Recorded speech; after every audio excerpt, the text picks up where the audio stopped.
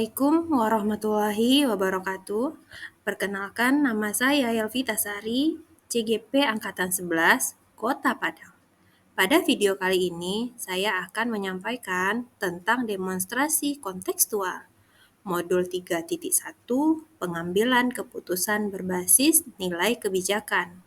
Pada video ini, saya menyampaikan wawancara saya dengan dua kepala sekolah yang ada di Kecamatan Pau, Kota Padang. Tujuan pembelajarannya adalah CGP diharapkan dapat melakukan suatu analisis atas penerapan proses pengambilan keputusan berdasarkan pengetahuan yang telah dipelajarinya tentang berbagai paradigma, prinsip pengambilan dan pengujian keputusan di sekolah asal masing-masing ataupun di lingkungan lain.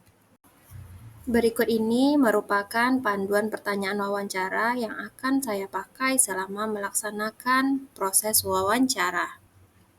Wawancara pertama dilakukan dengan Kepala Sekolah SDN 20 Binuang Kampung Dalam.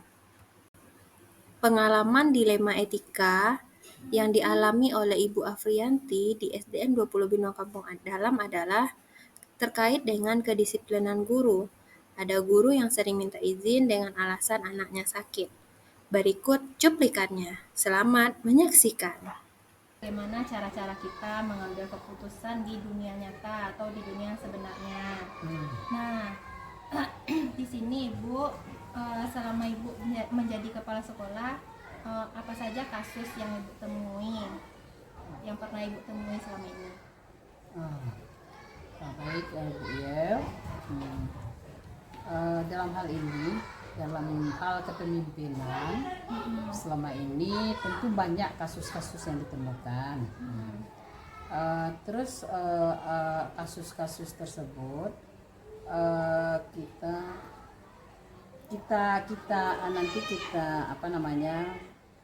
kita cari solusinya untuk memecahkan kasus-kasus tersebut.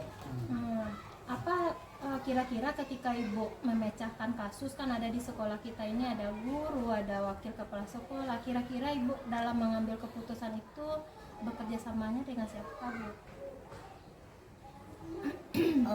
Ini ada kerjasama. Nanti kasus ini tentu kita identifikasi. Kasus itu seperti contohnya dalam mengambil keputusan tentu kita itu banyak perlu pertimbangan-pertimbangan. Seperti kasus guru sering terlambat misalnya kan. Terus guru sering minta izin. Kadang kan begini, guru itu kan harus disiplin dengan tugasnya, seperti datang tepat waktu, hadir tepat waktu, kemudian ada diantaranya guru itu sering terlambat. Tentu kita lihat, kita identifikasi apa masalahnya guru ini sering terlambat. Ada juga guru yang minta izin gitu kan, apa masalahnya. Jadi kita dalam mengambil keputusan tersebut tentu perlu pertimbangan. Kita tidak terlalu kaku gitu kan. Contohnya guru ini sering terlambat karena anaknya sakit, gitu kan. Kita menuntut guru ini supaya disiplin dengan tugasnya, sementara anaknya sakit.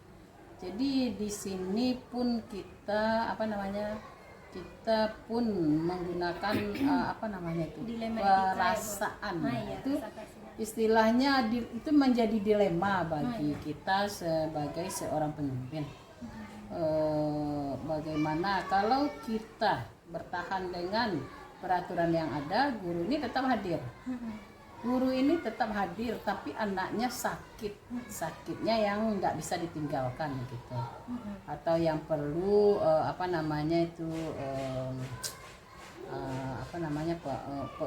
pengurusan dari orang tua gitu.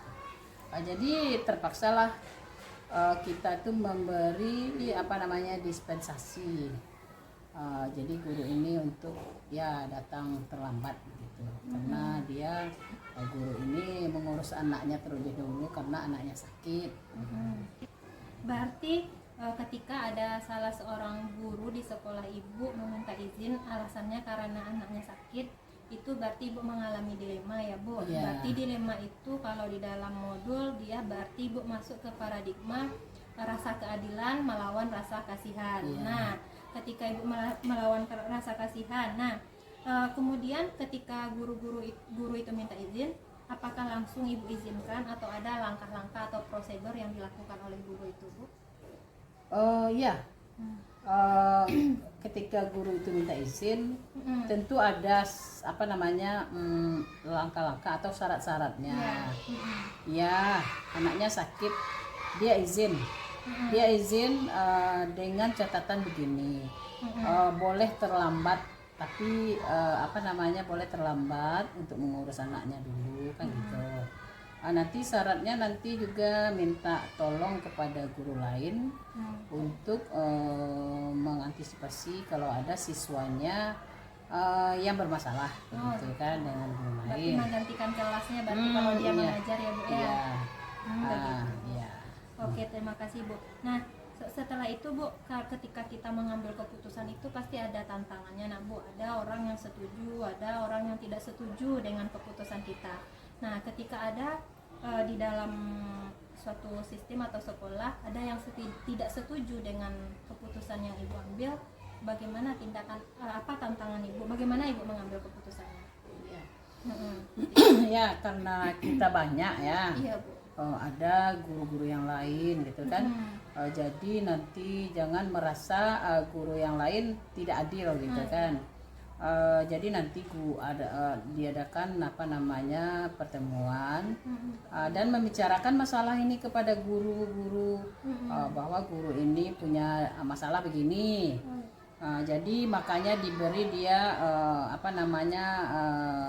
kelonggaran atau dispensasi begini kan begitu. Jadi guru-guru yang lain itu kalau diberi pemahaman, diberi itu kan, sehingga guru itu bisa maklum gitu. Kalau ada di antara guru yang agak nanti dipanggil, diberi pengertian, bahwa hal ini pun bisa terjadi pada kita. Iya.